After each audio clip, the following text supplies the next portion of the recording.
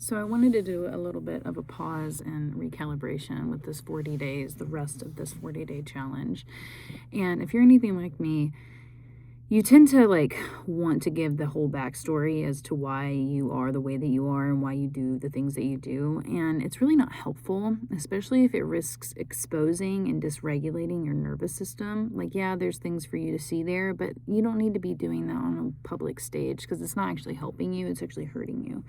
And so as we move forward, I'm going to actually practice some sort of this process called coming back to center, coming back to the focus, because I can be kind of out there sometimes, and it's a really deep process and practice for me to come back into my purpose and why I'm doing something.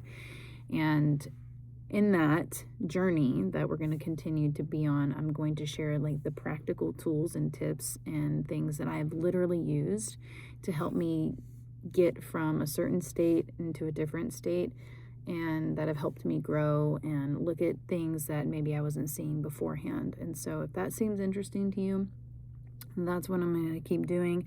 I might share some songs, I might share some goofy things.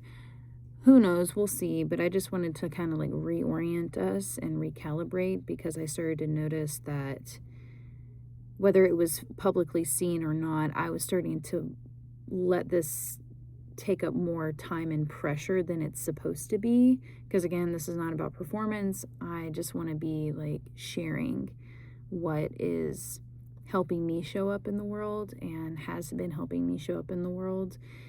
And that means not as a public figure, but as a person in my real life, And so if that seems interesting, you can keep tagging along, and maybe some of these things that I share will be really helpful, reflective, whatever they'll be, they will be. And practicing the self-compassion piece, and not just continuously putting yourself in this martyr position, because overexposure and oversharing isn't actually real intimacy. It's just lack of containment. And having healthy boundaries is actually really good. And that's something that I've learned the hard way, and I'm continuously, again, implementing and practicing, because it's a skill to be able to regulate yourself. That is a skill that a lot of us are not taught. Again, in an avoidant culture, a feeling avoidant culture, it is really such a skill to be able to know what you're feeling, articulate how you're feeling, and regulate yourself.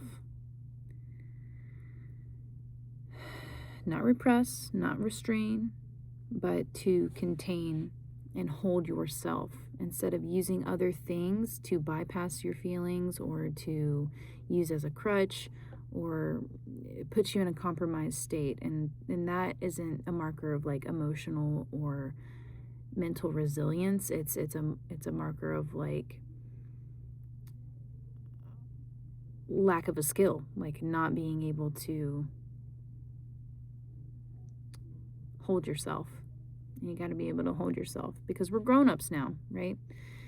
And I'd love to be able to teach kids kids this, because I'm teaching my kid this now, but it's such an important skill that all beings should know from kindergarten age and even before. I've been teaching my son about emotional intelligence, emotional regulation since as early as he's been conscious. I swear we've been articulating his emotions, helping him, and I love it. I love being able to hold space for another human being too, like a child, without needing to fix their emotional state, without me needing to fix my emotional state, but instead be with my emotional state instead of causing harm too, not being causing harm to myself by this implosiveness, or harm to others with explosiveness, and that has been one hell of a journey.